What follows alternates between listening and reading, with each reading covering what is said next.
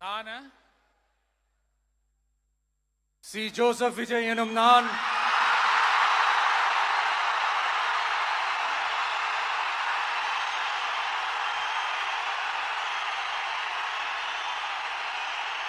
சட்டப்படி அமைக்கப்பெற்ற இந்திய அரசியல் அமைப்பின்பால் உண்மையான நம்பிக்கையும் மாறா பற்றும் கொண்டிருப்பேன் என்றும்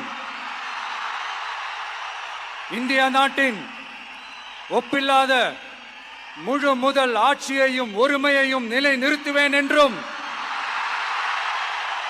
தமிழ்நாட்டு அரசின் முதலமைச்சராக உண்மையாகவும் உளச்சான்றின்படியும் என் கடமைகளை நிறைவேற்றுவேன் என்றும்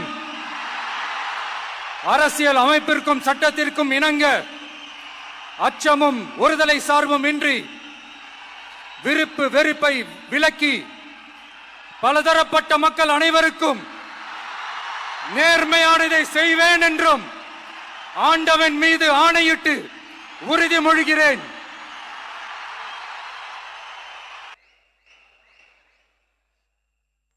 சி. ஜோசப் விஜய் எனும் நான்